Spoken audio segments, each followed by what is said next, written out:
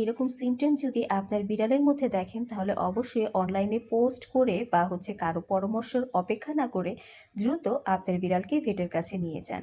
আজকে আমরা জানবো বিড়ালের ঠান্ডা ও জ্বর কেন হয় আর বাসায় কিভাবে প্রাথমিক চিকিৎসা আমরা নিতে পারি।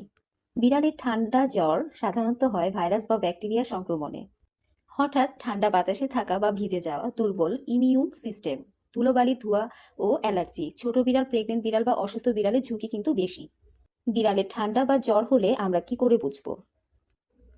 নাক দিয়ে পানি পড়া, অলস হয়ে ঘুমিয়ে থাকা, খাবার না খাওয়া মানে খাবার বন্ধ করে দিবে, চোখ দিয়ে পানি পড়া, এই সিমটমগুলো যদি আপনার বিড়ালের ভিতরে দেখতে পারেন তাহলেই বুঝতে হবে তার ঠান্ডা লেগেছে বা জ্বর হতে পারে। তো প্রশ্ন হচ্ছে কিভাবে বিড়ালের ঠান্ডা বা জ্বর হলে আমরা ঘরোয়া ট্রিটমেন্ট করতে পারি। বাসায় প্রাথমিক যত্ন নিলে বিড়াল সুস্থ হয়ে যেতে পারে। এই জন্যে আমাদের করণীয়: গরম ও শুকনো জায়গায় রাখুন বিড়ালকে, ঠান্ডা বাতাস এড়িয়ে চলুন, নরম কম্বল দিন, শরীর গরম থাকবে, হালকা গরম পানি বা দুধ, ডিহাইড্রেশন রোধে, চোখ নাক পরিষ্কার করুন, কুসুম গরম পানি ভিজানো তুলো দিয়ে, স্টিম মেথারি, গরম পানির পাম্প 5 মিনিট শ্বাস নিতে দিন, দূর থেকে যেন না পুড়ে যায়। ঘরোয়া উপায়ে আমাদের এগুলো করার পরেও যদি বিড়াল 2 দিনের ভিতরে সুস্থ না হয় তাহলে আমাদের অবশ্যই ভেটের কাছে বিড়ালকে নিয়ে যাওয়া লাগবে। মনে রাখবেন, ঠান্ডা জ্বর ছোট মনে হলেও বিড়ালের জন্য মারাত্মক হতে পারে। সময় মতো যত্নই ওকে সুস্থ রাখতে পারে।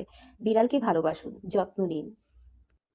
কিন্তু বন্ধুরা, মনে রাখবেন, বিড়ালের ঠান্ডা জ্বর হলে অবশ্যই ভেটের ডাক্তার মানে বিড়ালের ডাক্তারের কাছে নিয়ে যেতে হবে। ভেট দেখে সঠিক মেডিসিন সাজেস্ট করবে। আমাদের নিজের থেকে কোনো মেডিসিন দেওয়া যাবে না। যেমন কি নাপা সিরাপটা বিড়ালের জন্য কিন্তু মারাত্মক, তাই বিড়ালের জ্বর হলে নাপা সিরাপ একদমই দিবেন না। আপনার ভেট আপনার বিড়ালের ট্রিটমেন্টের জন্য যে মেডিসিনগুলো সাজেস্ট করবে অবশ্যই আপনি নিয়ম মেনে বিড়ালের ট্রিটমেন্টটা করে দিবেন। ডোজ পুরো কমপ্লিট করলে অবশ্যই আপনার বিড়াল সুস্থ হতে পারে। এটা একান্তই আপনার উপরে নির্ভর করে। আপনি যদি সঠিকভাবে যত্ন নেন তাহলে আপনার বিড়াল আবার আগের মতো সুস্থ হয়ে যাবে। এভরিওয়ান, মূল কথাটা বলতে তো ভুলেই গেছি। আপনার যদি বাসায় অনেক বিড়াল থাকে তাহলে অবশ্যই যে বিড়াল অসুস্থ সেই বিড়ালটাকে টোটালি ওই বিড়ালগুলো থেকে আলাদা করে ফেলতে হবে। ওকে আলাদা রুম দিতে হবে, আলাদা স্পেস দিতে হবে। তাহলে আপনি ওকে ট্রিটমেন্ট করলে বাকিগুলোর ভাইরাস ছড়াবে না। মনে রাখবেন, ভাইরাস কিন্তু প্রত্যেকটা বিড়ালেরই হতে পারে। সো একটা বিড়ালের প্রবলেম হলে কিন্তু আপনার আরো সব বিড়ালগুলোর হয়ে যেতে পারে। এই জন্য সতর্ক থাকাটাই দরকার এবং জরুরি। বিড়ালদের ভাইরাস জড়িত রোগ অনেক সময় মারাত্মক হতে পারে, বিশেষ করে যদি সময়মতো চিকিৎসা শুরু না করা হয়।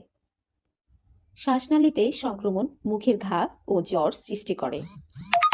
কোনো ধরনের ভাইরাস হলে বিড়ালের রোগ প্রতিরোধ ক্ষমতা দুর্বল করে দেয়। অবশ্যই প্রতি বছর একবার বিড়ালকে ভ্যাকসিন করে নেবেন। অসুস্থ বিড়ালকে আলাদা রাখা লাগবে। পরিষ্কার পরিচ্ছন্ন পরিবেশ জায়গা করে দিন। দ্রুত ভেটের কাছে নিয়ে যাওয়া। তো এই জিনিসগুলো আমাদের অবশ্যই খেয়াল রাখতে হবে। মনে রাখবেন, আমাদের বাসার বিড়াল শুধু বিড়াল না, ওরা আমাদের পরিবারের অংশ। এদেরকে আমরা খুব ভালোবাসি। তো এরা যদি অসুস্থ হয়ে যায় তাহলে অবশ্যই আমরা ভেঙে পড়বো। আর ভিডিওটা যদি ভালো লাগে, যদি বিন্দু পরিমাণ আপনাদের কাজে এসে থাকে তাহলে লাইক, কমেন্ট, শেয়ার দিয়ে পাশে থাকবেন। আপনাদের সোনা বাচ্চা, বিড়াল বাচ্চাগুলো ভালো থাকুক এই দোয়াই করি। আল্লাহ হাফেজ, ভালো থাকবেন। আসসালামু আলাইকুম।